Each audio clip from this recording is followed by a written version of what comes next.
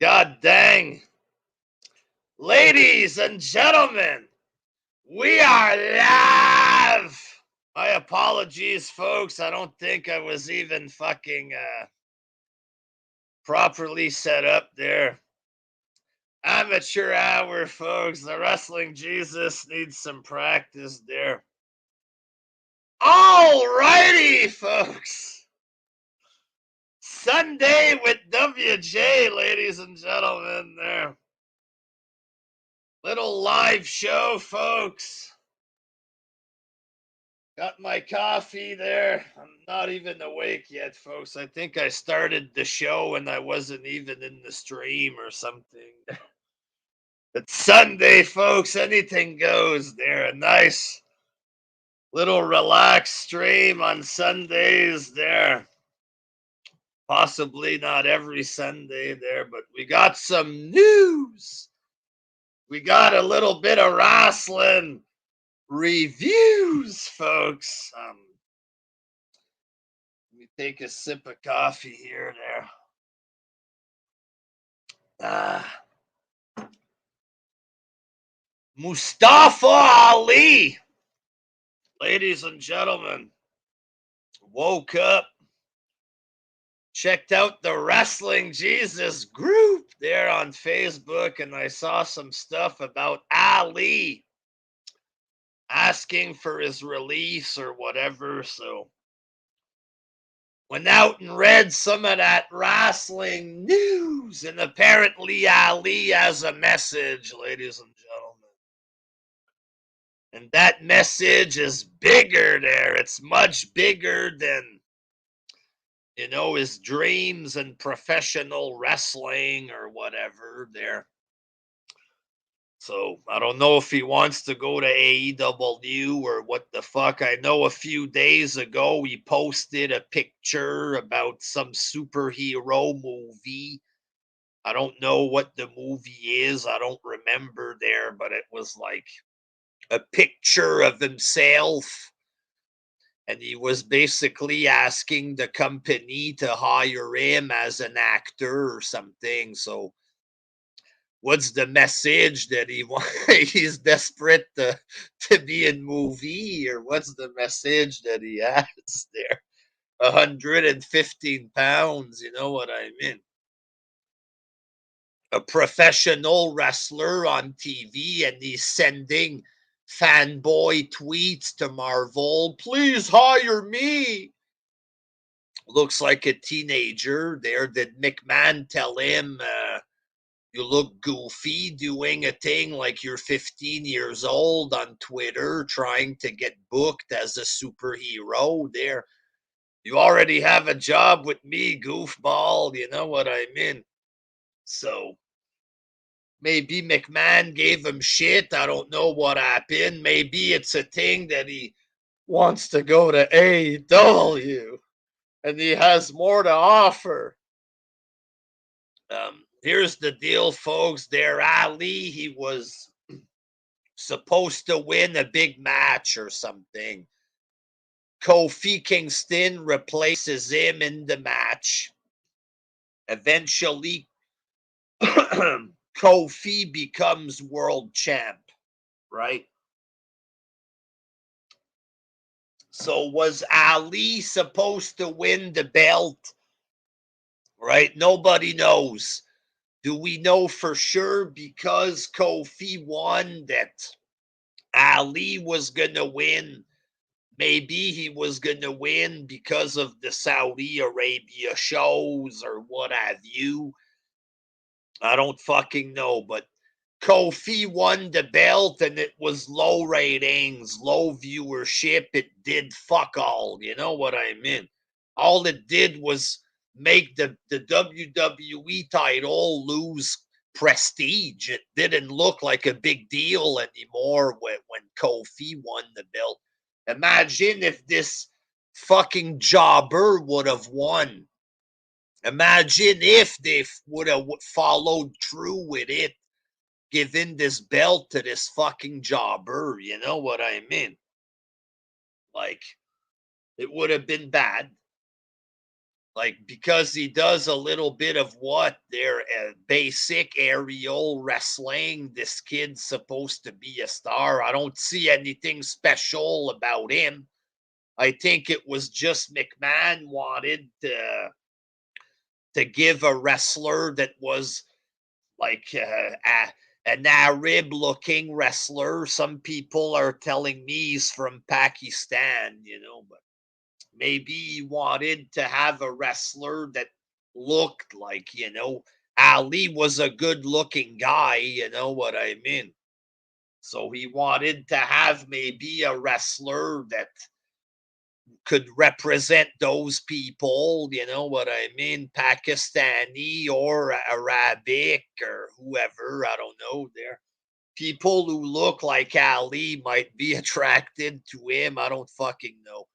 But honestly, Ali wasn't champion material. You know what I mean? Like, he wasn't champion material. Imagine they give the belt to this guy and look at him now asking for his release like a little fucking dweeb there, trying to look like some kind of hero on Twitter. Again, if it's not for McMahon, nobody knows who this jobber is. McMahon brings this kid in. Is he that good? Is he special? Like, what the fuck's special about him? He's just there every week and he's boring half the time. They don't know what to do with him. You know what I mean? The storyline with him and his group, they're the group of retards with the masks and stuff. That was a big fail. You know what I mean? Like, he's able to talk, but it's not like I want to sit there and listen to him talk. Like, Sami Zayn isn't impressive physically, right? He doesn't look like he's champion material, but at least Sami Zayn, when he talks, he's funny. You know what I mean? He brings something to the table when he talks. Ali can talk, but he's not funny. And you don't bring anything to the table except for fucking low ratings. Wrestling RIP Retribution failed because Mustafa Ali was the leader. That's right. Oh, man, that whole thing was bad booking from the get-go there. They bring in a bunch of indie guys or NXT schmucks to try to do this group. They're the two most bland, boring women they could bring into this group or whatever.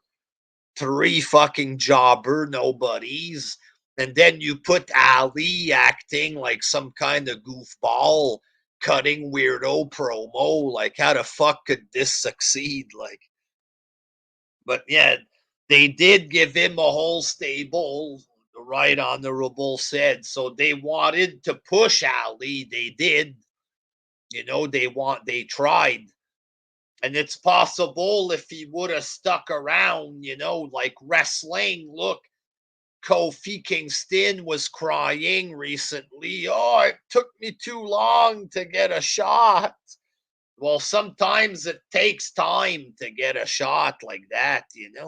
Not everybody is ready to be a star right away. I don't think Ali is world champ material, but if he would have stuck around for 10 years and the company gets even worse and there's absolutely nobody left, maybe he would have got his Kofi Kingston moment. The same thing with other people. It's possible down the road when they're fully ready and developed you know, but these guys, they come in, they're not even good. They're not ready for the big time. They're on television, right? But they need time to develop. Bret Hart, Shawn Michael and Bret Hart, it took a while for them to become world champ. They spent years in the tag team division, years in the mid card. Then they became big stars or whatever. It takes time. Eddie Guerrero was always viewed as a cruiserweight guy from the beginning, and then he became a big star. He was undeniable, and eventually he won the belt. You know what I mean? Imagine Guerrero coming in for a few years. No, I don't like being in the tag team with Chavo or something, and then he retires or he leaves to go to a second-rate company. Imagine that, you know what I mean?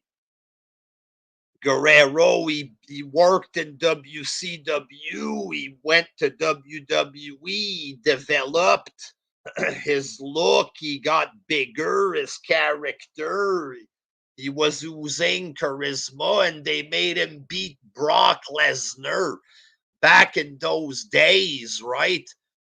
The muscle stuff was even more prominent back then. And he beat the king of muscle, Brock Lesnar, or whatever, a small guy like Eddie Guerrero, right? Because he fucking built and established his character and it developed and he became a real star. You know what I mean? Ali hasn't done this. He hasn't done anything close to this. It's not McMahon's fault that he don't become champ right away.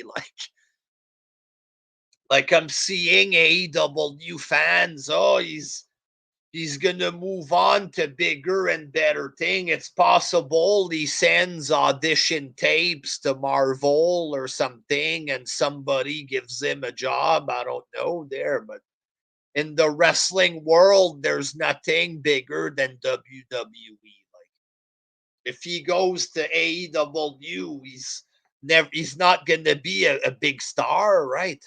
He's not a big star now. People know him because of McMahon, you know. But if he, you know, it's not like Daniel Bryan, who's a WWE champ who main evented Mania. Bryan goes to AEW, then you have a real established guy. If Ali goes to AEW, you still got a guy that people know him, but he's not really a star. You can't put the belt on him and expect ratings. So, like, what's he gonna do that's gonna be bigger than WWE? He's gonna go to wrestle on Dark. Big match against CM Punk. Punk against Ali. This is a match that I want in Chicago. Me and Ali. This man had an idea that he wanted to do change, and that can't be done in WWE. It has to be done here in our B plus promotion, right here in front of the fans in Chicago. So that match happens. He gets a competitive match against Bryan. The week after, he's on Rampage against Bobby Fish. You know what I mean? After that, he's main eventing Dark. After that's what happens there, and then he's stuck on Dark. Summer of '92. Ali is from Chicago. Well, there you go. Fuck. Chicago versus Chicago. That's the biggest match of this is fucking. There you go. There's a match for Ali. But after that one, there's nothing left, you know. Maybe Kenny Omega has a generosity match with him. Ali, you impress me in the ring. You know, and then they have some kind of match, but Ali isn't beating Kenny Omega on his turf, you know. Unless Tony Khan wants to push him because he's also, you know, an ethnic EVP or whatever, like he was talking about recently there. I'm not a white man. Me and another person backstage aren't white. I present to you Ali. Maybe they'll bring in Ali as a junior executive or something. We have a new executive here, folks. We're about change. This is Ali, our new executive and wrestler. I don't know. But, you know, the grass isn't always greener on the other side. See Rusev, for example. Every arena, the fans were screaming Rusev Day, and Rusev wasn't even on the card. You know, he was the perfect WWE victim, right? We saw it with our own eyes and heard it with our own ears there. Every arena, Rusev Day. The story is that McMahon mistreated Rusev, didn't push him or whatever. And we saw the cheers from the fans. So he was the perfect one for AEW to push and to say, look, McMahon was wrong. We did it right. Somehow they completely killed him there. And he's not even on television. Everybody in the arena was chanting for Rusev. Raw or SmackDown, thousands of people. AEW can't capitalize on this. Somehow they killed CM Punk, the smart messiah. Daniel Bryan feels like a bland fucking loaf of bread or whatever. You know what I mean? Like, what are they gonna fucking do with Ali? Like, for the nerds that think this, that he's gonna go there and somehow it's gonna be better. You know what I mean? Like, what a like, I really don't know what he's gonna do. The fact is that he was okay there, but he was small. Like, you know, maybe some people could have identified with him. Maybe McMahon pushes him. I think he had a much bigger chance of making an impact there because, first of all, nobody would fucking know this ungrateful goof if it wasn't for McMahon. You know what I mean? Like, start off fresh, Ali, on Dark. Let's pretend this goof didn't go to WWE and he started off on Dark, right? Would he be popular today? Fuck no. You know what I mean? He would have turned out like Jake Atlas there, this guy they present recently. He would have had a match with Adam Cole. He would have fucked his knee and they never would have presented him on TV again or something. You know what I mean? But it's possible this Jake Atlas guy comes back there, but I mean, you know, um, if it wasn't for WWE, this kid would be fuck all, sweet fuck all, just a guy on the computer with 2,000 followers because of his physique or something. Follow your dreams, guys. And he puts a picture of him flexing or something. He would have got 1,500 male AEW fans or something like this. Tony, push the amazing Ali. You know what I mean?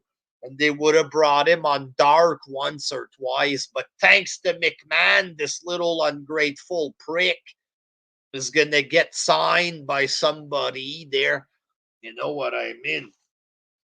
And that somebody doesn't have what it takes to make him a star. McMahon could have maybe did something with him down the road. You know what I mean?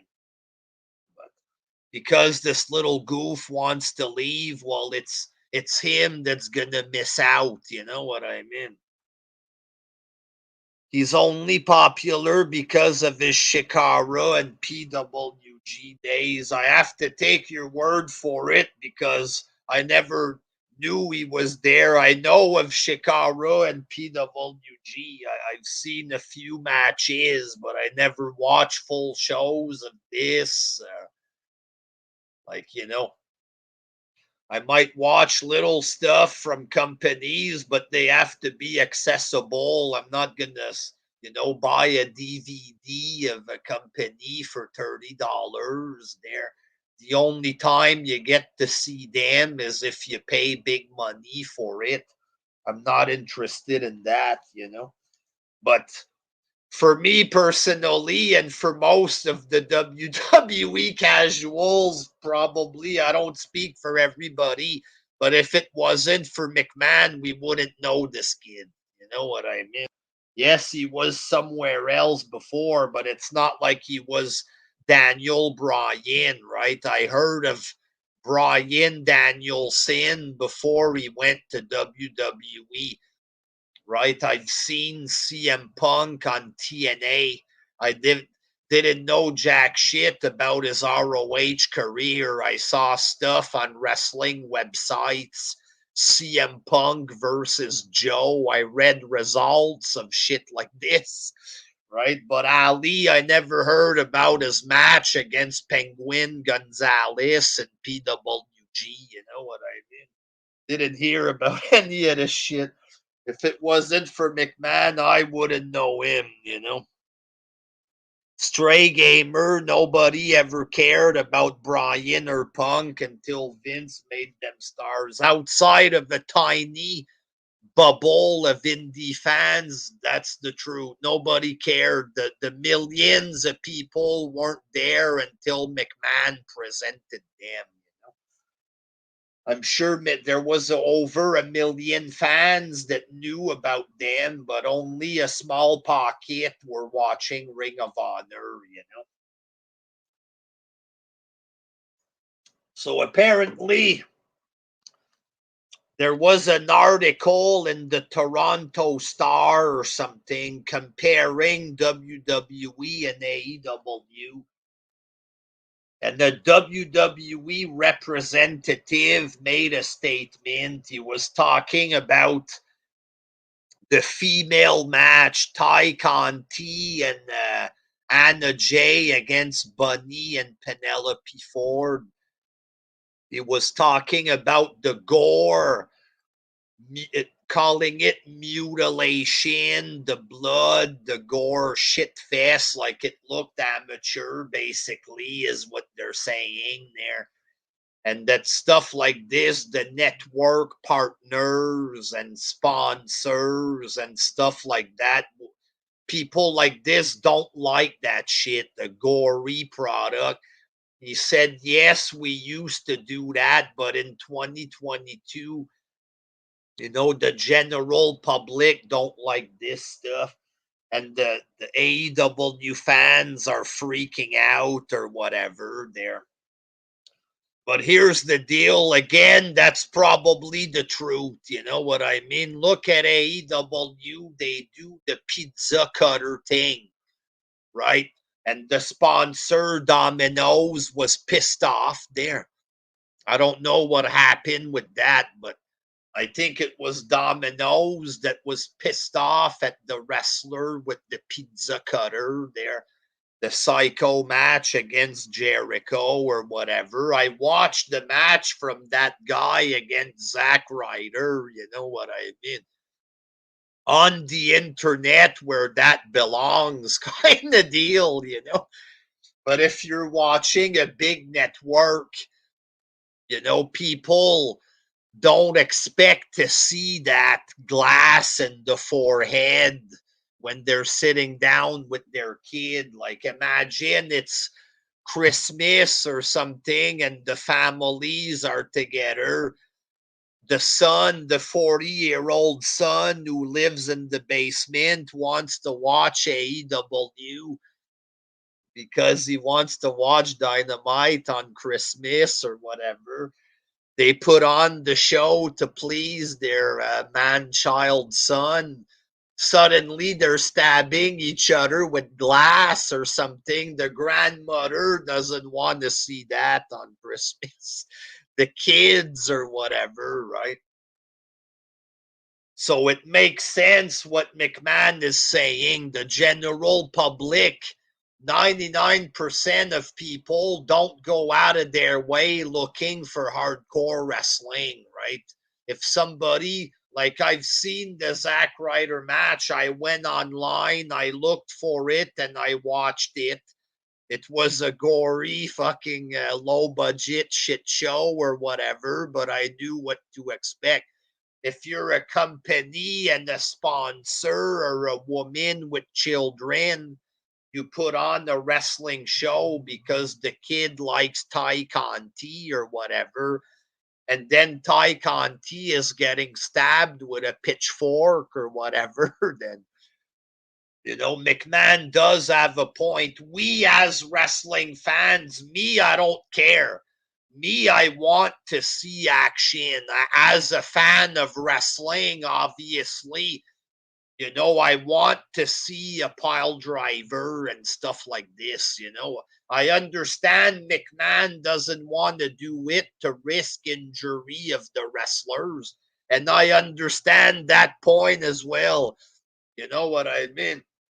I understand that they don't want to risk injury. A pile driver off the top rope through a table, you kill the wrestler, and it gives nothing. A wrestler loses millions. The company fucks up a story just so you can get a 2-second cheap pop, right? Plus, the crowd never gives credit to WWE for anything anyway. So why murder their own wrestlers and fuck up everything for them and risk injuring them, right? And guess what? If the wrestlers did that shit in WWE, the people would complain about how Vince hurts as wrestlers. That's what they did in the past. McMahon would receive complaints for killing his wrestlers and all this, right? That's why he toned everything down, not just the steroid stuff, but the in-ring stuff. It's to protect the wrestlers as well. But McMahon does have a point that, like, ECW style wrestling isn't really the norm anymore, and most people aren't interested in this. I don't mind seeing an occasional chair shot, a table spot. Triple H cuts himself open, hits somebody with a sledgehammer in the head in a special match or something, right? It adds obviously drama and suspense and all.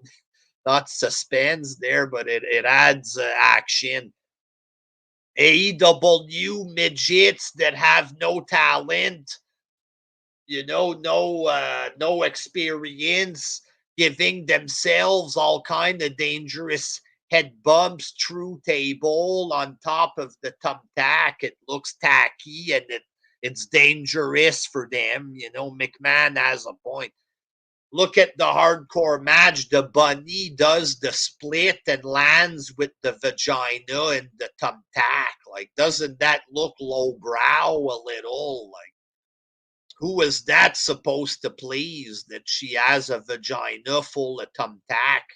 You know what I mean? Like, who gets turned on by that? Like, like, obviously there's good hardcore moments, and then there's stuff that looks low budget and tacky. You know what I mean? A vagina full of thumbtacks, it looks tacky, So AEW fans are pissed at this. They're victims, and Ty Conti got her big revenge, boy. She gave the middle finger to McMahon or something on Twitter. They're tough. She's badass, boy. We're having hardcore wrestling. Fuck you. Yeah, you're a hero. Everybody does hardcore wrestling. You know what I mean? Like, get over yourself there. But in the context, I understand her wanting to reply there, but, like, you know what I mean? McMahon or whoever, it's not even McMahon who said this. Whoever it is that said this has a point there. Apparently, Roman Reigns said the N-word. You know what I mean? According to some people on Twitter, they're, I guess, very desperate SJW/AEW fans there. Apparently, Roman Reigns said the N word on SmackDown. I didn't hear this. Did y'all hear this? I didn't hear him say the N word. But if he did, I don't know. But I watched the promo. I didn't see it. I didn't hear that. Maybe I missed something, but I don't think this is real at all there. So he didn't say, he mumbled. So he didn't say it, he mumbled. How to, come on there. He didn't say it. Fuck.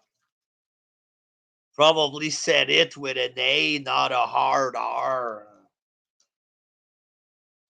Well, then the Samoans, they seem to act a little bit like black people sometimes, like the Usos and stuff like this. They seem to kind of act like that there. I don't know if it's a thing that they say, you know what I mean? A few of the younger Samoans, they kind of talk like a little bit like that, but I don't know. I don't see Roman Reigns saying that. I didn't hear it. Some people are saying apparently this that he mumbled it. I big lazy. Yeah, Oos, tell him Oos. I don't I, I don't think Roman said that, and if he would have, I don't think he would have said it in a way like this, but I definitely didn't hear that. So if he mumbled it, I don't know. I'm gonna need to see fucking evidence of this. Take the mumbling, lift up the volume, slow it down, and it's gonna sound completely different, probably there. Nintendo or something. Oh, he said it. He said the N word. He said Nintendo. I don't know, but I'm not. I didn't hear the word. I'm gonna go back and listen to the promo again. I didn't hear it. I'll fucking put up the volume, pay close attention. But I think people are just grasping at straws. You know what I mean? Like they tried to fucking kill Undertaker with this stuff of Canyon recently. AEW wrestlers trying to kill, claiming that Undertaker beat up Canyon because he was gay. Canyon was in the closet during that time. So far, the fucking political AEW side, they tried to kill Taker. They tried to kill Brock. You know what I mean? Oh, he showed his penis to that old broad or whatever. They're trying to kill anybody that brings WWE ratings. Fuck these guys. You know what I mean? I don't think Roman Reigns is dumb enough to say this there. And if he would have mumbled something by accident, well, I'm gonna need to hear the proof. And if he did, that wouldn't be done in that way anyway. There, I completely I'm simply refusing to fucking play this game with Roman Reigns. Fuck this there. Roman Reigns is racist, you fucking pathetic goofs there. He mumbled something. There's no proof he even said something. Oh, he mumbled it or whatever. Come on there. Sunny, apparently, there's details that came out there about her terroristic threats and all this. Apparently, she threatened her boyfriend with a pair of scissors. And apparently, the police found this. They have it on dash cam or something. So, looks like Sunny's fucked there. So, arguing with a boyfriend, she busts out a pair of scissors or whatever. No good there. So probably she's going to end up in jail. I don't know if the boyfriend can drop the charges, or maybe she don't deserve to have the charges dropped, but apparently that's what she did there. She threatened her boyfriend with scissors. So Sunny continues down the dark path. Roman Reigns has broken the kayfabe record, folks. 504 days as champion, universal champ, or whatever. So Roman Reigns, a non-racist person, I don't think for in the slightest that there's any reason to believe he's racist there. He's doing a great job bringing in the numbers. He worked very hard, you know what I mean? Like, we all bashed Roman back in the day, and he deserved to get bashed back then. Did he deserve that? Did the company deserve for pushing him too quick? But McMahon had a vision, and the vision came true because he's a fucking pro these days, you know what I mean? And he deserves this 504-day record. And he's way too much of a pro to go out there, start saying N-word and stuff. Like, come on. DDP apparently says that Cody Rhodes could be money in WWE, that WWE should sign Cody, MJF, and Britt Baker. You know, Cody Rhodes looks like a big fucking goof in AEW there. But if he had, you know, proper booking, right? If it wasn't him writing retarded promos and saying goofy, retarded shit, you know, McMahon, they complain McMahon controls the looks of the wrestlers and stuff. McMahon might have said, you know, this neck tattoo maybe not the best idea, right? And if McMahon would have said that, he would have been right. You know what I mean?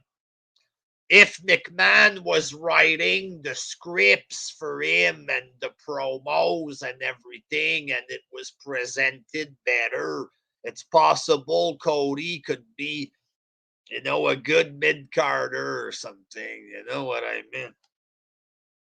But I agree with DDP that him, MJF, and Britt Baker, if they have enough intelligence, they should leave and go to WWE. Cody, maybe he's in too deep, you know, with his bullshit there.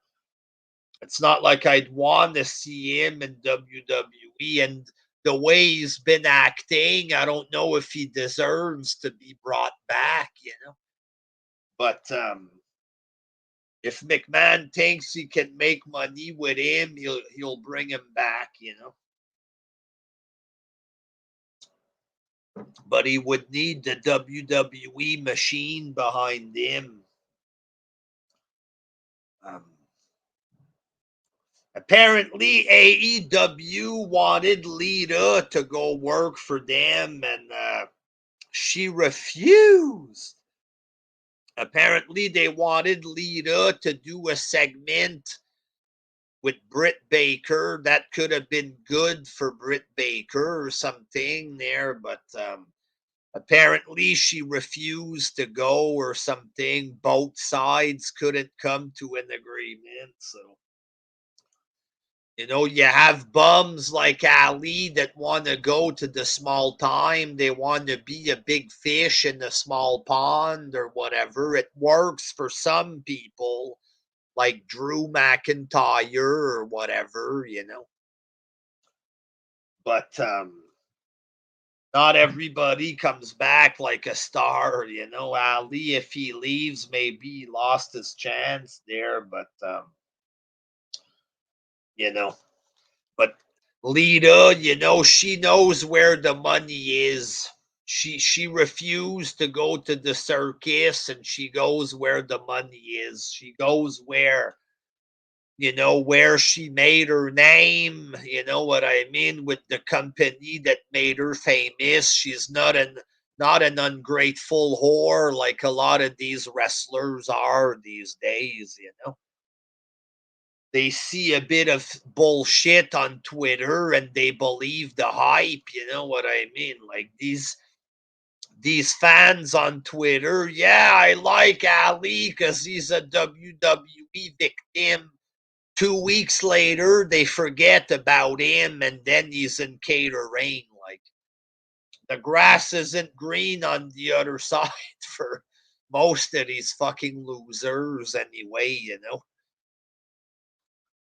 The only guy that looks better is Malachi Black, and now he just looks like a common jobber now, and he's another mid-carder with a stable. Like, I don't know if the grass is greener for anybody over there, apart from Cody Rhodes, because Tony gives him everything, but then the fans turned on him because it looked too stupid. And he's not a believable real star the way he tries to portray himself. You know what I mean? Little topic I wanted to discuss, folks. Little random topic before I move on or whatever to a little bit of reviews. CM Punk ripping off Bret Hart, folks, there. Now, I've seen enough, ladies and gentlemen. You know what I mean? So, CM Punk versus Darby Allin, I believe, was the match. It came out that it was a rip-off of a Bret Hart match, and shit was being compared.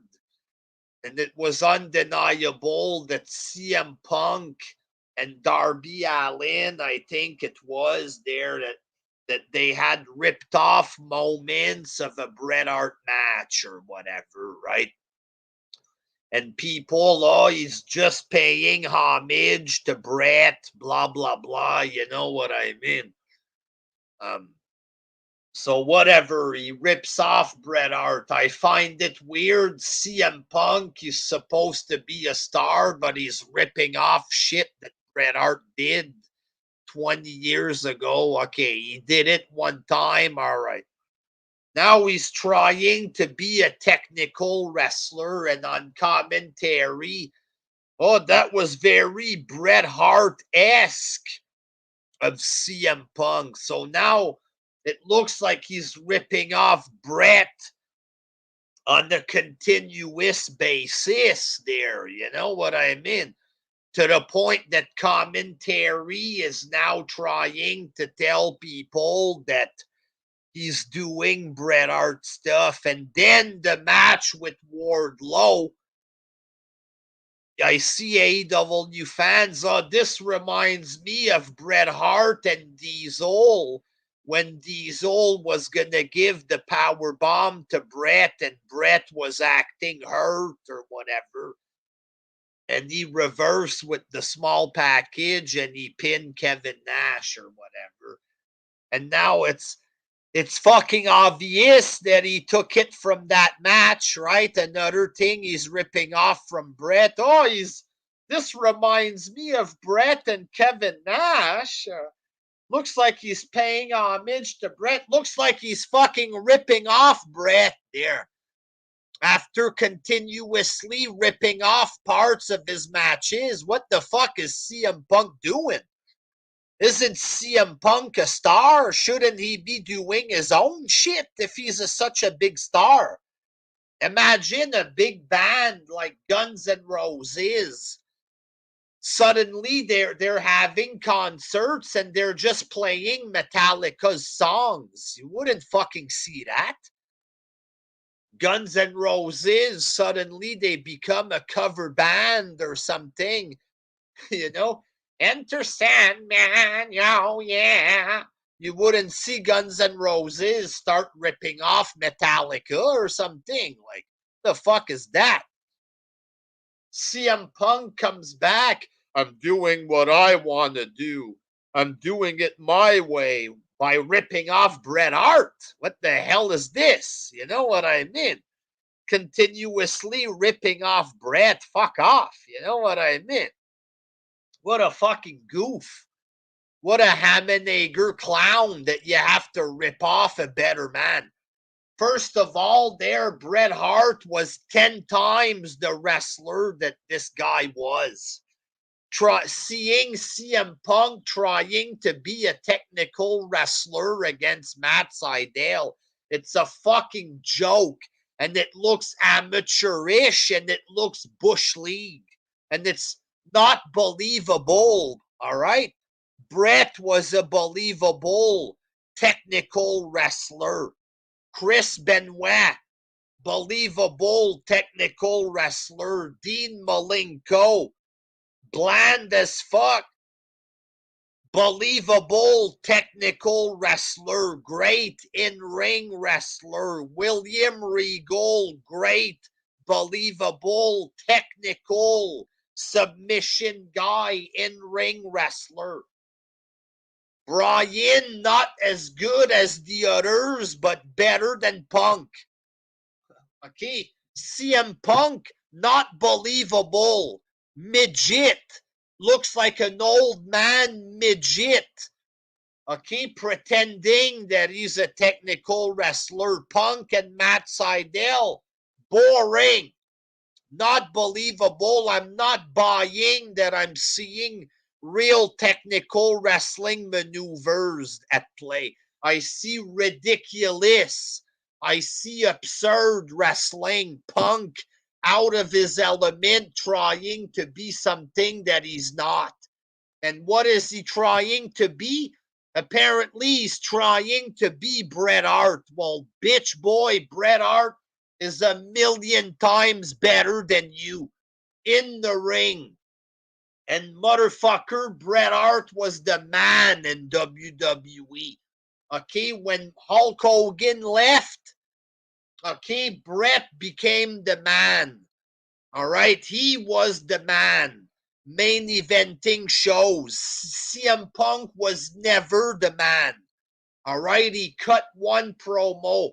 People talk shit about Bret and his promos. Bret Hart's promos sold out arenas around the fucking world. He made a shit ton of money, Bret Hart, for McMahon. He had thousands of great matches. Okay, CM Punk trying to be Bret Hart is a fucking joke and a half. Fuck off, you little skinny indie clown jobber. You're not even close to Bret. Don't try to be Bret Hart. I find it sad and pathetic that this little goof who's supposed to be a big deal has to rip off a man that's better than him and doing shit show version of Bret Hart's matches. Fuck you, you goof clown. You know what I mean? Like, Diesel and Bret Hart, everybody remembers that match. Okay, fans that are born 10 years ago, they might not remember. You know what I mean? But fans that know wrestling, they all remember this match, all right? Because it was a big deal. Bret Hart against Kevin Nash when Bret won the belt. It was a big deal and it meant something and it made sense. How can Bret, a smaller man, defeat such a giant, you know? And it worked and people remember that 20 years later, 20 plus years later, because it worked and it was two real wrestlers who did it. Punk ripping off Bret along with a fucking green jobber ripping it off. That's not the same, boy. It's just rip off garbage. Punk should be embarrassed. Okay, do your own shit, you fucking jobber. You know what I mean? If he was in WWE, they would lay out matches for him properly back there in the backstage. But in the AEW, he has to fucking rip off Bret Hart. Fuck off. You know what I mean? Like, Give me a fucking break, man. So there you have it, folks. There's my random thoughts of the day there. Now let's get into a little bit of reviews. Rampage on Friday night, boy, and that's one of the beauties of Sunday with WJ, folks. A show that took place 2 days ago. I didn't get a chance to review it. I review it here. And Sunday with WJ, a show that happened 3 days ago. I review it here, folks. So Rampage, we had Adam Cole versus Trent Beretta. It's Trent of the Best Friends, a bland, boring fuck that nobody cares about, folks. Let's be honest. If this guy was worth anything, McMahon would have kept him. You know what I mean? He's bland. He went in Japan. He was a part of Roppongi Vice or whatever. You know what I mean? But in reality, nobody gives two shits. He's in the tag team with that other goofball who's known as a clown in wrestling. They're the Best Friends. He's presented as a fucking Santino Marella kind of guy. All he does is hug his partner. This is jobber material. The guy gets injured. They bring him back recently, and they try to present him like he's something. Trent. And he's wrestling Adam Cole. Another guy that they try to present him like he's something. But here's the deal, Trent. Nobody gives a fuck. Even if he can go out there and put out a semi-decent match or something there, nobody's going to give a shit. It's not going to get ratings. He has no personality. The match is okay. It's an okay match, but I still don't give a shit. You have a whole bunch of people interfering. The Young Bucks, the Best Friends are coming out. They have to have all this interference. Why? Because Cole and Beretta are both boring on their own. That's why. You got to bring in a bunch of people to try to make it look like it's exciting. Let's have a match that's okay in ring, but nobody gives a flying fuck. Like Adam Cole, he hits his finish. The running leg to the back of the head, that don't look impressive. Hitting him with your inner thigh on the back of the head, how's that going to hurt somebody? Oh, that's the boom. Oh, Adam Cole just dropped the boom. He fucking grazed the back of his head with his inner thigh. Is that really big money finisher? You know what I mean? Oh, he just hit the boom. And that's the song. You got the boom, the boom. And you know what I mean? And every time the song says boom, the retards in the crowd, the 400-pounders in the crowd, the quarter-pounders there, boom! You know, and when he does the finisher, it's called the boom or something. So it's a bland as fuck match. Pointless fucking interference because the match is nothing on its own or whatever. And then you have a cheap, boring fucking strike finish that nobody gives a fuck about. It's the boom. Well, there ain't much impact with your boom or whatever. You know what I mean? And that reminds me, did y'all see a few days ago the Wendy's Twitter puts out a tweet? It says it's National Roast Day or whatever.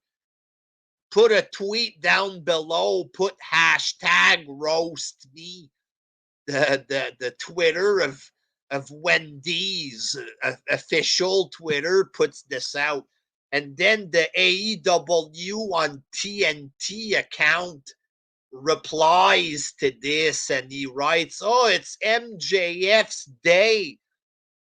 Hashtag roast day. It's MJF's day." So he's asking to get roasted or something, or it's a desperate ploy for fucking attention there. But the Wendy's Twitter replies with a picture of the failed explosion. And it writes, "This is how explosive your tweets are." And it's a picture of the failed explosion with fucking Kingston on top of Moxley. Fucking burn and a half there. I've never used the word burn in my life there, but that was a fucking burn and a fucking half. The fucking Twitter account of Wendy's completely buried them with one tweet. You know what I mean? Like, it was embarrassing for AEW. And the fucking fans of AEW were butthurt big time. "Oh, look at all the E-drones are happy, huh? Fuck you, WWE. Fuck you, WWE fans. Shut the fuck up." Like, your company was begging for attention from Wendy's and it was written, "You're gonna get fucking roasted." And they replied, they try to get free publicity and they got fucking roasted in the process. Your company asked for this there. All right. So don't attack WWE. Don't attack the fans just because you're butthurt and embarrassed for your cornball company. Don't start talking shit to us. The company asked for this. Shut the fuck up. You know what I mean? And they got embarrassed in the process there. And then you had Shawn Spears against a jobber, folks. Shawn Spears is already a jobber on his own there. Apparently, y'all remember when AEW first started, when they had nobody. I find it funny and I bring it up every time I talk about Shawn Spears. Ty Dillinger 10. This guy was supposed to be, he was going to be pushed. WWE didn't push this guy. He was going to be pushed in AEW. They were going to treat him with the respect he deserves or whatever there. All right. And he spent 2 years in catering, basically, there. And now they put him in this group with MJF. You know, he's a part of a group with MJF, but guess what? This guy is still a jobber. You know what I mean? His promo was okay, but when he cuts a promo, well, first he beats a jobber, so it's jobber against jobber or whatever there. But Spears, at least he looks like a wrestler compared to the job guy there. You know, so they had Wardlow fighting jobbers, and he gets beat by Punk. So now Spears, he fights an enhancement guy, and now he's going to get beat by Punk again. Like, why the fuck is Spears fighting CM Punk? Does this company want to make money? Like, who are they trying to impress by trying to push this guy? Like, it's a fucking joke there, but they're not pushing him, but they're using him right now because of the CM Punk and MJF thing. So it's not a push. He's just there for the MJF story. But Shawn Spears beats the jobber. Then he cuts a promo. He was okay on the promo. He wasn't great. It wasn't like, oh, this guy, he needs to get pushed more, but he was all right. You know what I mean? But when he's like, "Oh, I'm MJF's messenger," then you just look like a fucking ham and egger jobber. You know what I mean? This promo was okay. But then he talks about basically that he's MJF's lackey. And it's like, all right, I'm not going to take you serious. Your promo, you're looking okay right now. But once he starts saying I'm MJF's messenger, then he just sounded like a lackey. And it's Sean Spears against CM Punk. And personally, I don't give two fucking shits about this match or whatever. So you had Sean Spears against a jobber, then Sean Spears cutting an okay basic promo about how he's a job guy that's gonna get beat by Punk or whatever. So to me, it wasn't that entertaining. And then you had Nyla Rose, the Bunny, and Penelope Ford. They won a big trios match against Statlander, Red Velvet, and Layla Hirsch. Nothing says big star like Layla Hirsch. So Layla Hirsch was arguing with Statlander, and somebody got the pin because of Layla Hirsch. First of all, like I said, Layla Hirsch looks like Shayna Baszler, except she's like 4'2". All right? Nobody cares about Layla Hirsch. What the fuck? Can we just get a good looking woman? You know what I mean? Like Penelope Ford looks good or whatever. Red Velvet looks good there. But she's surrounded by gargantuans in this match or whatever. You know what I mean? This was just a fucking garbage throwaway match. I'm not interested in Statlander versus Layla Hirsch. Nobody is interested in Layla Hirsch. Come on, man. Come on. In the main event, folks, it was Jungle Boy and Luchasaurus versus John Silver and Alex Reynolds of the Dark Order. So Jungle Boy and Luchasaurus. The match was okay. The finish looked cheap. I don't know if they did the move properly or what, but the finish looked a little cheap. When the pin happened, it looked a little off or whatever. But here's the deal. Who the fuck is Alex Reynolds? No wonder they have no ratings for this show. You know what I mean? They had this hardcore women's match. They got people talking. Some people were talking for the wrong reasons or whatever. You know what I mean? They had a bit of people talking. They had Hook on this show that people were talking about or whatever. Do they put Hook on there? No. Do I want to see Hook? No. But apparently AEW fans have a hard-on for him, a sexual thing for Hook there. So they want to see him. Is Hook on the show? No. They have Alex Reynolds. Who the fuck is this guy? Why is he in the main event? You got to understand, nobody in reality cares about this garbage. They're putting tag team wrestling in the main event. I'm happy Tony is a hero because the tag belt is in the main event. They say that stuff on the internet, but in reality, no one cares. How can someone truly be excited that a jobber guy called Alex Reynolds is in the main event?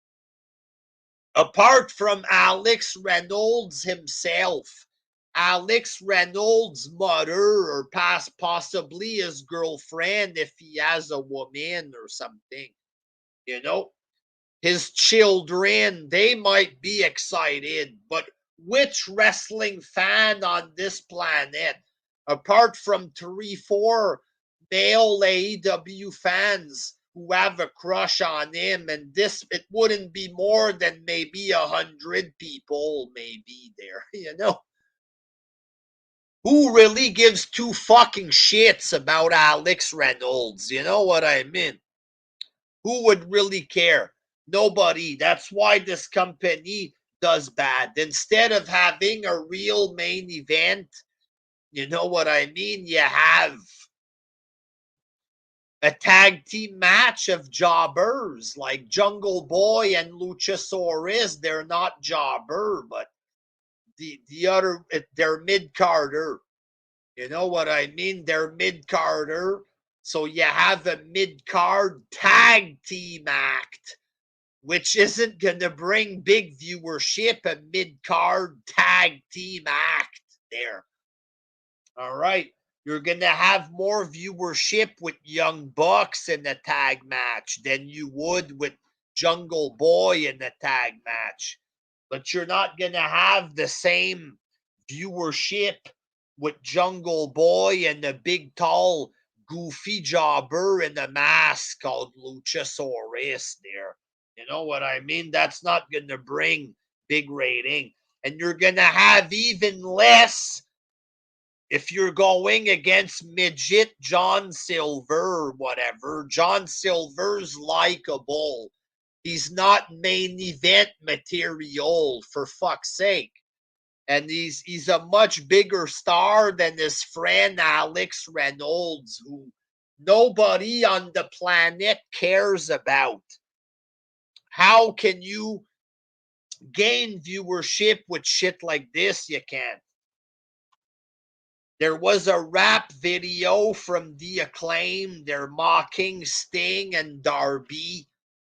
Sting and Darby, there was people dressed up like them. The song is called Got Phase or something. They were mocking Sting and Darby. This had potential to be funny. Got Phase and Sting dressing up like Darby Allin, but it wasn't as funny as you would expect it to be, kind of deal.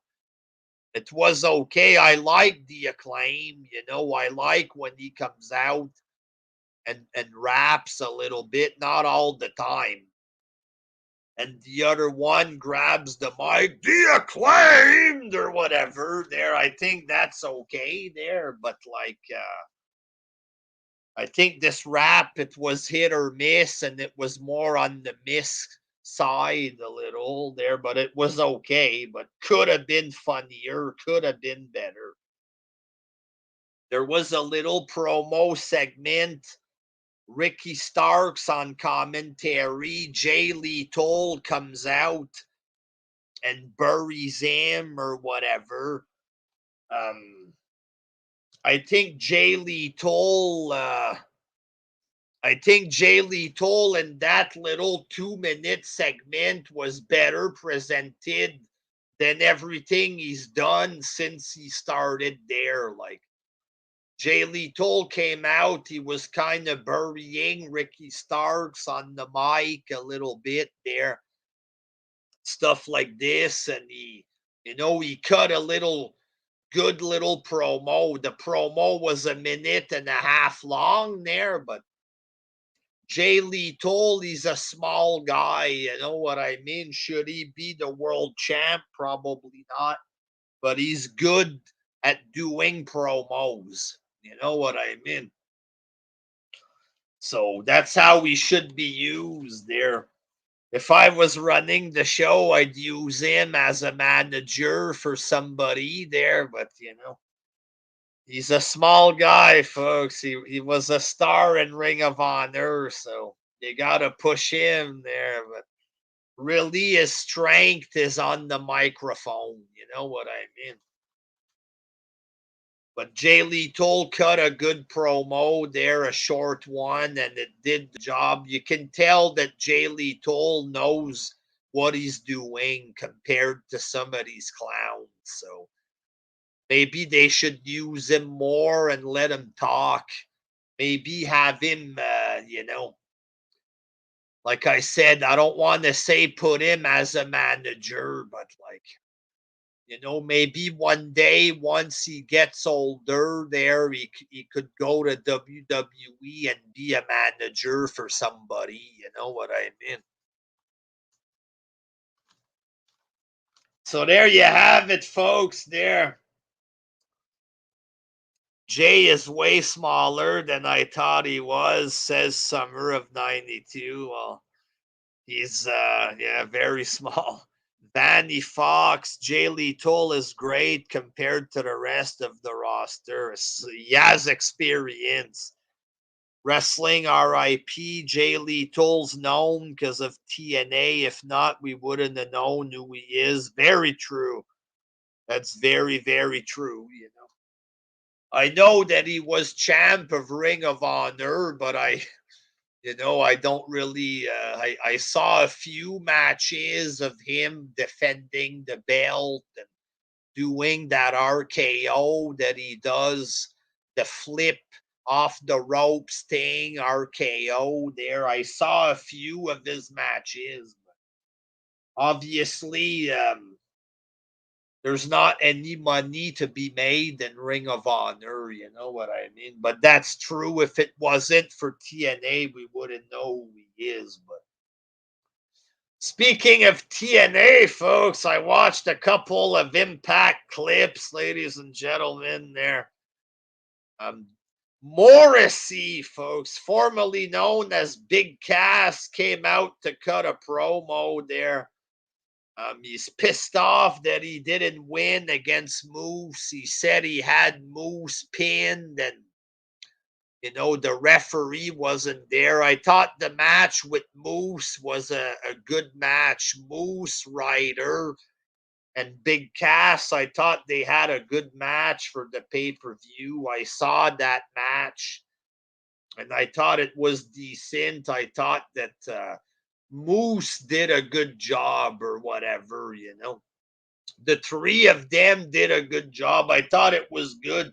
But I think that Moose is doing a good job as TNA champ or whatever.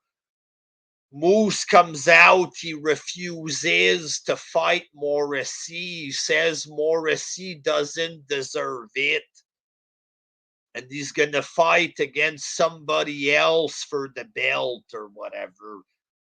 And then Morrissey was very pissed off. He goes backstage. He's giving shit to Scott D'Amore. He wants a title match.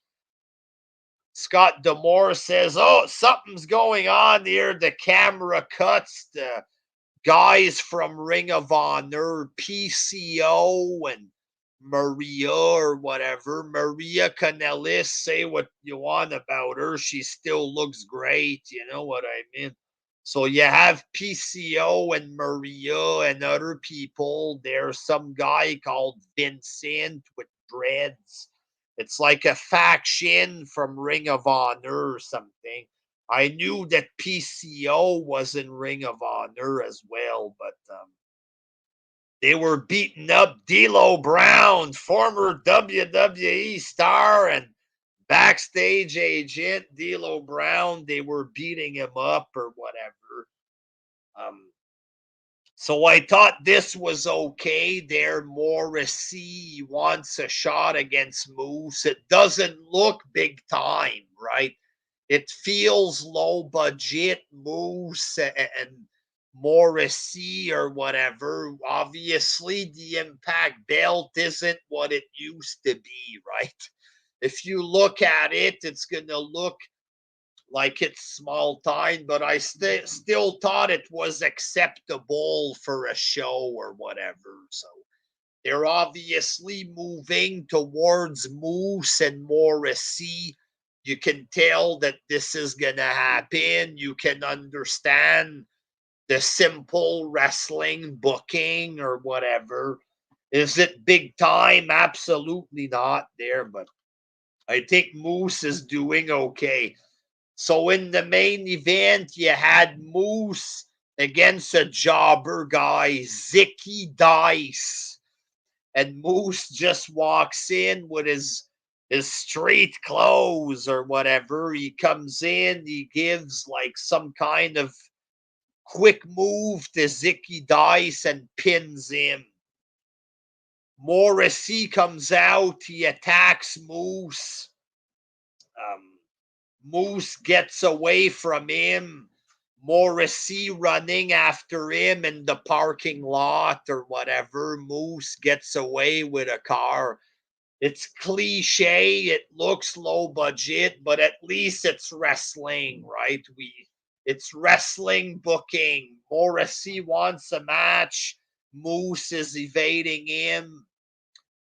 Moose is chasing him in the parking lot. This is wrestling stuff that we've seen. Does it look cheap? Is it cliche? Yes, but to me, it's acceptable to promote the upcoming match of Moose and Morrissey. So I'm kind of liking Impact a little. Does a lot of it look like garbage? Yes, but it's just as good as AEW, folks. Just as good.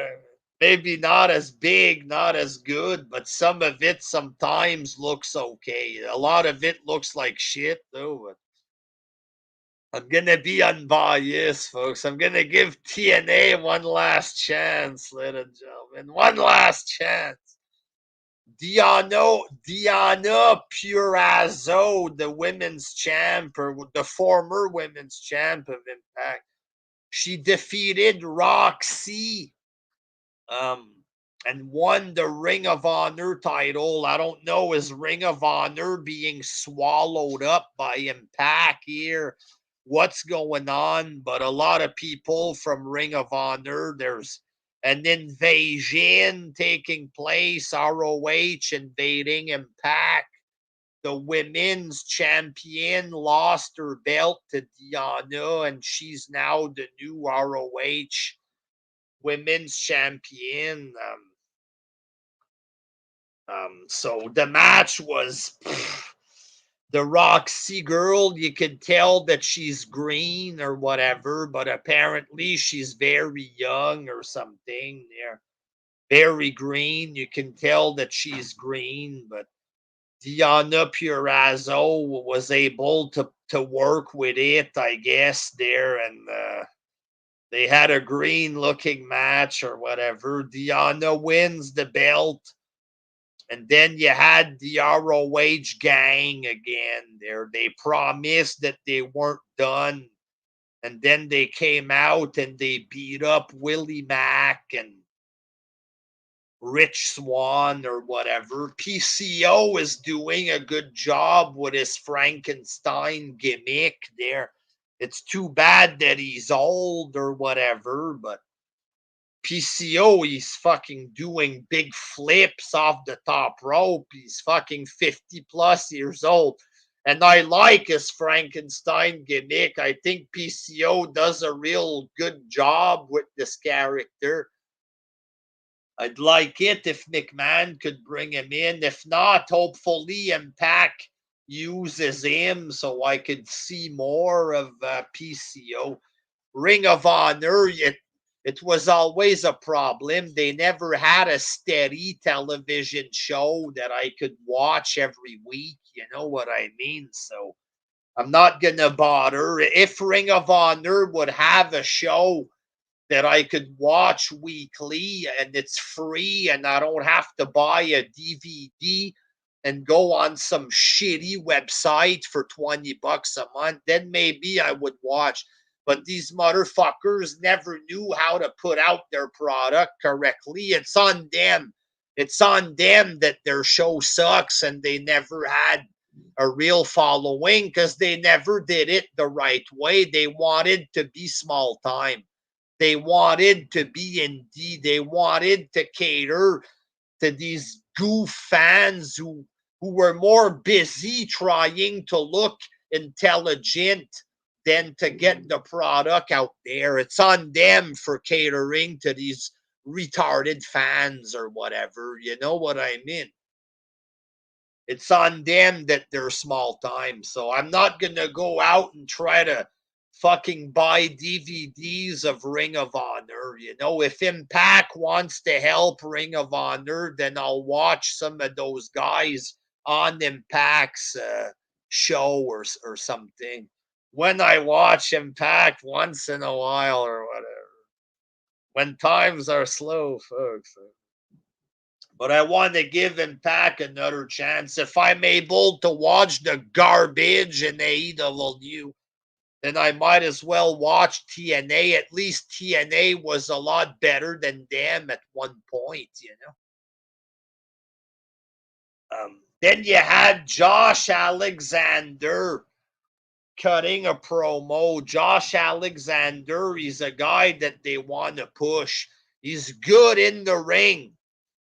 Alexander's a good wrestler. The problem is he has the size.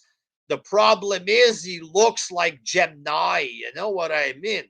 He looks just like Gemini. He can talk, but he has the face of Gemini, the bald head, the beard, and he looks like Gemini. Hey guys, it's me, Josh Alexander here. I just got a Jake the Snake DVD. I have a big match coming up next week. Me and my good friend Stevie Breach, we're going to WrestleMania. Like, he looks just like Gemini. If Gemini put on 50 pounds of muscle and would walk out in the wrestling ring, it would look like this guy, Josh Alexander, or whatever. Okay, but he's a good wrestler, though. And then somebody came out, folks, somebody that we know from the past. Charlie Haas, ladies and gentlemen, appears out of nowhere and starts cutting a promo. Folks, Charlie Haas, I like, he looks like a fucking meth addict there. Like, I don't want to talk shit about the guy. I had heard something about his look. When I was looking at him, he looked like a fucking drug addict. Looked like a meth addict. He looks like a scary guy that would ask you for money on the street, you know? When he was cutting his promo, he looked like that. He looked like he had the shakes a little bit. He looked like a fucking the kind of guy that comes out of nowhere and gets a little too close asking you for money. Got money, but you got money, you know what I mean? Like, and sometimes they get too close to you and their face, they look scary, like they might pull out a knife and stab you for $5 there. Well, Charlie Haas had that look like he just came out from robbing a fucking corner store there. You know, he looks like he's coming out of an alley behind the soup kitchen. He's not skinny, but he still looks homeless. He looks like he does crack. You know what I mean? Like, this guy's scary. Doesn't look like champion material. Doesn't look like he should be on television at this point. Like, just because he looks like that don't mean he shouldn't have a job. That's not what I want to say, but like, holy fuck, man. The guy looks like he's a meth addict or a criminal, or he looks like the kind of guy that's going to start shaking, ask you for money, and you don't know if he's going to take a swing at you or what.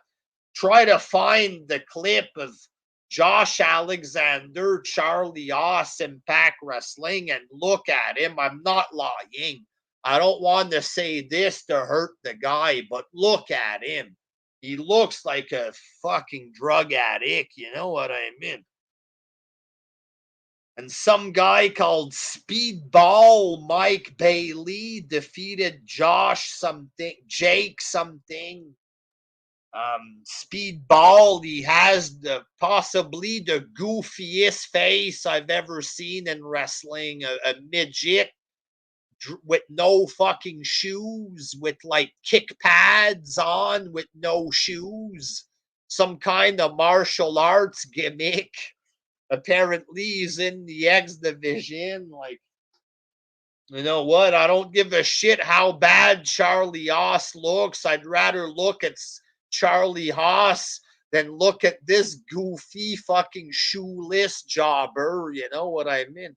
I'm not interested in the 5'6" guy with the goofiest face and smile that I've ever seen in my life.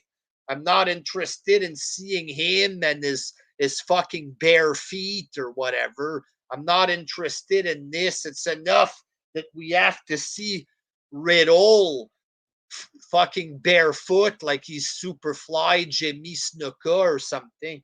I'm not interested in some 5'6" cornball martial arts goof wearing no shoes on Impact. Like, fuck, like, I'm interested in seeing real wrestlers. A reason that I'm interested in Impact is because they have big wrestler like Morrissey and Moose, this Josh Alexander. That's what I want to see. Guys that are having normal wrestling match, not a 30-minute fucking acrobatic match there. I want to see normal wrestling. That's why I'm going to give Impact another shot. Because I want to see just a regular 10-minute match between normal wrestler. Guys who aren't trying to impress Meltzer, you know what I mean? But if they have too much guys like this, like fucking Speed, Pill, Mike Bailey, or whatever, then I'm not going to keep watching too long. Something else, folks, that I might not watch too long that I watched recently there. NWA Power, folks. All right, I was watching this last night around 4 o'clock in the morning, and it started getting tough, ladies and gentlemen. It was hard to watch there, but some of it was okay. NWA Power, they started off on YouTube. Well, NWA started off years ago, folks, and it was a big deal, folks. Was the biggest promotion in wrestling for many years. A lot of history. Lou Tez, Ric Flair, Harley Race, and then TNA, folks. And then things went downhill there. ECW, TNA, WCW, everybody used this promotion as their whipping boy at one point or another. All right. Fucking what's his name buys the promotion. It's down in the dumps there. The guy from Smashing Pumpkins there, Billy Corgan, buys the promotion, wants to revamp NWA, and I was all for it. They have a show on YouTube, and you know what? The show was good on YouTube Power when it first started. Okay. But things went wrong. The producer who was producing the show and making it good and making it look cool, he got busted for some perverted sexting. I don't remember what it is, but he did something sexual. He was busted, lost his job. So that fucked the show. Jim Cornette, some kind of joke about a country in Africa, loses his job on commentary. The Cornette followers stop watching. It killed the viewership, kills the momentum. The pandemic starts, the show goes off the air. They come back behind a paywall. Big mistake. And now they're finally back on YouTube. NWA Power. This was episode 7 or season 7, episode 2.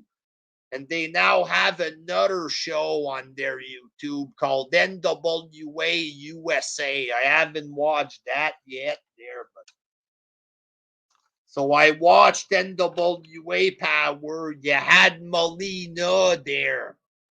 Damien Sandow doing backstage vignettes. So you have familiar wrestlers. NWA, it's a legendary promotion. I would like it if it could get semi-big again. It would be good if it could at least become an Impact or something, right? I like Billy Corgan. I was a fan of Smashing Pumpkins. You know what I mean? When I was a kid, I support Corgan in these endeavors, but they did a lot of mistakes there. And right now they had 50,000 viewer for this thing. It was uploaded a few days ago, Power. This was getting like 600K at one point when it was hot on YouTube.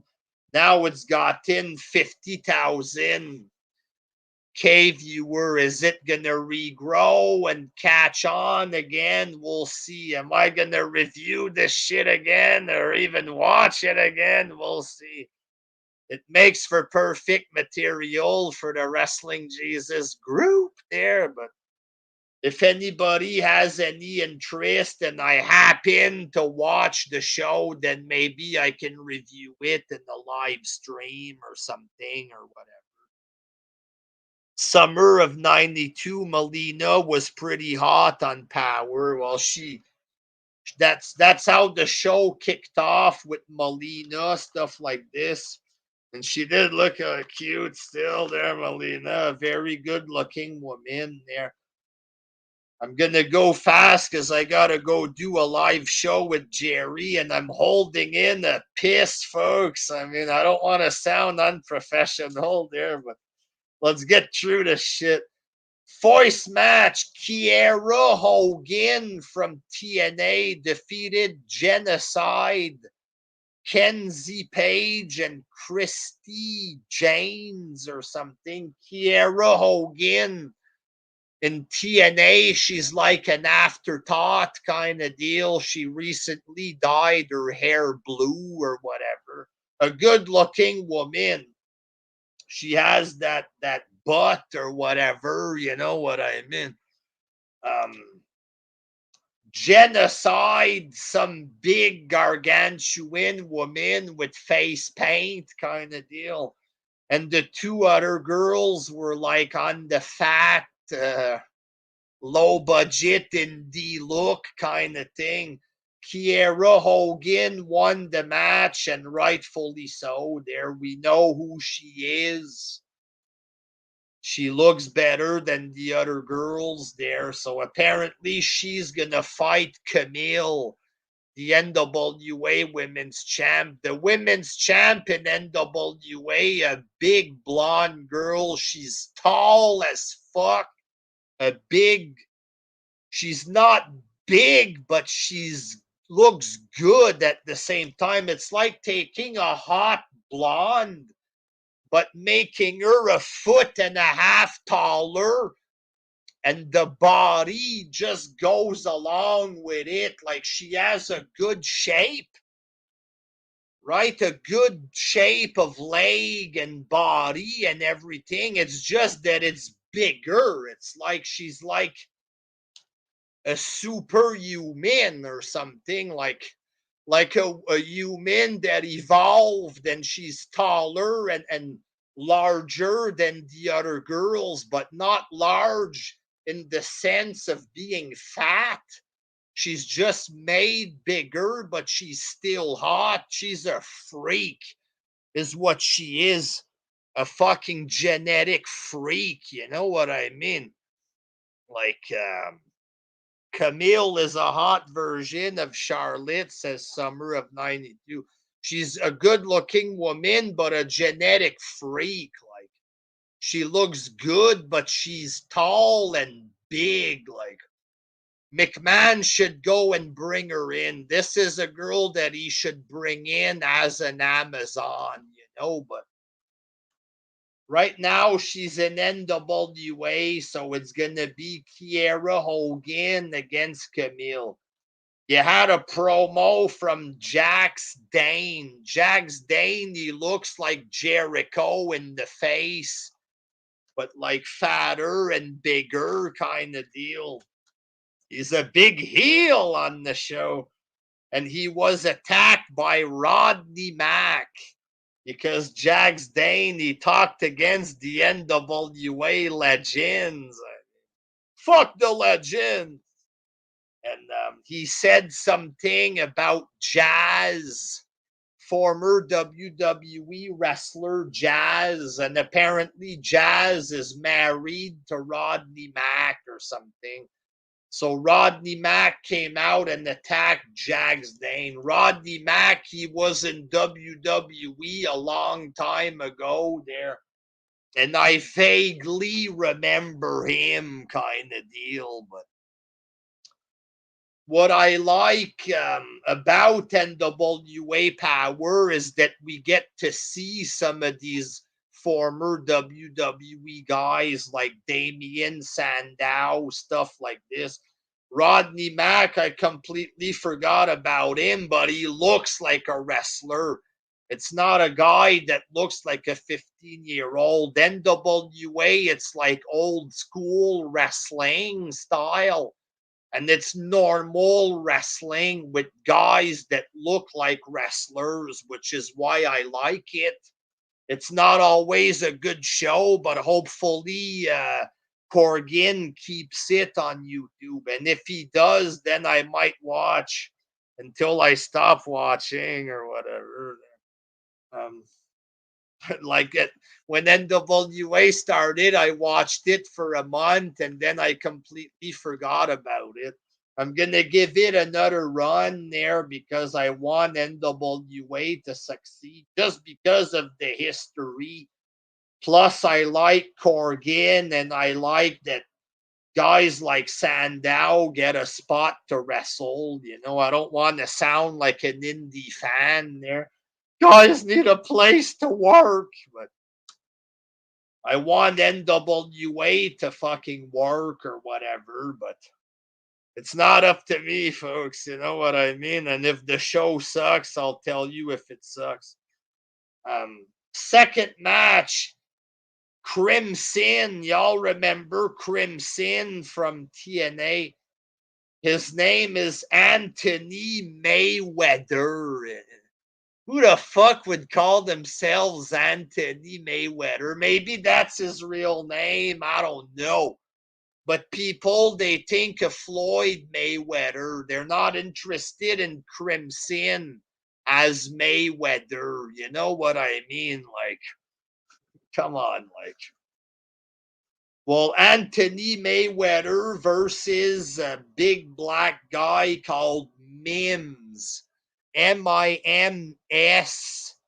Mims. He's kind of like a mix between Kofi and Big E kind of deal. He has the dreads like Kofi, but he's got the singlet and the shape of Big E kind of deal.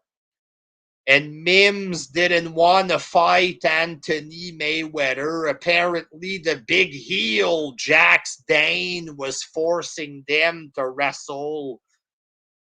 And Mims didn't want to fight Mayweather or whatever. Not Floyd Mayweather, Anthony Mayweather. Crimson, folks. You remember him, Jobber from TNA. You don't remember him. But, you know, they have stuff like this. They have former TNA guys that we're going to remember as well. You know, nobody knows Anthony Mayweather, right? But we a few of us, 10 people, might remember Crimson. So the match was, you know, they're trying to tell some kind of story there, but at 3 a.m., I was just trying to stay awake watching this.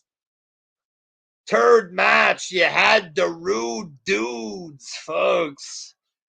Rude Dudes, it's Master Lock, Chris Masters, and somebody else against the Dirty Sexies or the Sexy Dirties or something.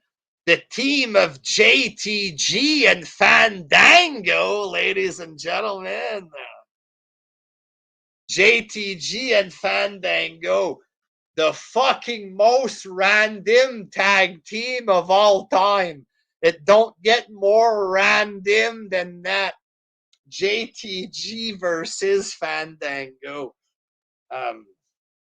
JTG and Fandango won. It was okay. It's fun to see Fandango in a different promotion. It's fun to see JTG have a job, but goddamn, this is the most random tag team of all time. But we'll see what comes of this hot team, folks. I thought, not Mansoor, but Ali and Cesaro was an odd pairing. JTG and Fandango. We'll see what happens with this, or maybe I'll never watch it again. We'll see what happens. Fourth match, Tyrus. Y'all remember Brodus Clay, folks? He's the world television champion in NWA. The NWA World's Television Champion. Tyrus defeated a complete bum jobber, Jaden Roller. And they had a 6-minute TV title time limit. You remember? TV title time limit. This was a 6-minute time limit, and it was 6 minutes too long, folks. God dang, what a boring match, folks. Tyrus won. It was okay there, so. Well, okay, it's far from good there, but we'll see what happens, folks. Tyrus, Havenager, big Havenager. Tyrus, I guess his career on the news didn't take off on Fox News or whatever the fuck he was on, CNN, I don't remember. My name is Tyrus. Here's my opinion on politics. What? Nobody gives a shit? It's television champion Tyrus, folks. So a bit of Jobber City action. At least we know who Tyrus is there. Fifth match, it was a fucking jobber in a mask. Sion versus a big, tall, fat jobber called Judas. He was with Father James Mitchell. I'm happy to see James Mitchell, but Judas looked like a fucking jobber, a big, tall guy. It looked like he was fat before and he had big, loose skin hanging off his stomach there. And some fucking retarded looking jobber interfered in the match and it caused a DQ. This was fucking garbage. In the main event, it was Zack Ryder and Mike Knox, folks. Another odd pairing. Zack Ryder, folks, he's all over the place. They're Matt Cardona, folks. Serious wrestler, Matt Cardona.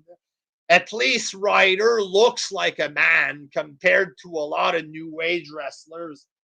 Him and Mike Knox, the guy who had sex with Melina in the past behind Morrison's back. And Melina was backstage, folks. Maybe she got him the job. I don't know there. Ryder and Mike Knox defeated Murdoch. Y'all remember Murdoch? Tim Storm, former NWA champion Tim Storm. And they defeated Strictly Business. I don't remember who was a part of this team there. It's somebody else that I know there, but I fucking forget. I was watching this match around 4 o'clock there, folks, and I was trying to stay awake there, but Ryder and Knox won, and I believe they have a shot coming up for the tag team championship. So most matches, it's people we know, former WWE guys and TNA guys. There's respectable women like Melina, stuff like this on it. So I'm going to give NWA a chance, ladies and gentlemen. I want Corgan to succeed with this. They're not going to get far with sit with 50,000 views there, summer of 92. Tim Storm, Tim Storm, mama. Tim Storm, a school teacher, folks, but Tim Storm, it was well done at the beginning when they told the story of Tim Storm. I like that stuff. Tim Storm, for some reason, I like it. The guy that was nailed for some kind of sexual thing there, he did a good job of presenting Tim Storm, you know. And he does a good job on the show Storm or whatever there, but I'm gonna give NWA a chance, folks. I might review NWA Power here, maybe review the NWA USA and the Wrestling Jesus group, or you know, or possibly I'll never fucking watch it again, folks, but I'm gonna try to watch it. If I remember, you know what I mean? If I forget, remind me of it. Hey, WJ, did you watch NWA this week? If you guys want me to review this and I forget, you know, let me know there. But I'm going to try to watch it. And I like the feud with Magnus, Tim Storm. I wanted him to win. Me too. He had me hooked. Fuck, I was a big fan of Tim Storm, not a big fan there, but I like Tim Storm. And I'm not afraid to admit it there. I love him. Big Tim there. So I'm going to be watching it there. Schwartz Center, that's a lot of wrestling. Don't burn yourself out, WJ. You know what? Schwartz, I respect that you're looking out for me. And I've been burnt out in the past before. So you make a very great point there, but I'm on a high, folks, you know. 3-4 years ago, I thought I retired from YouTube. I was gone for a year plus. You know, I kind of got out of being a YouTuber mentally, and then I tried to make comebacks and I was fucking lost. It's like I lost it, you know. Recently, I tried doing comebacks, but I had too much on my plate. Stuff with Jerry, stuff with the groups, and it was too much. You know what I mean? Like, but nowadays, there I'm feeling it again. You know what I mean? I feel it again. I feel comfortable doing it, and like. You know, I feel like an evolution of Wrestling Jesus. It's like I lost whatever I had before, and it's like I built back up to something there. And I think the future of Wrestling Jesus, I'm not seeing this end straight up. I'm seeing it continue there.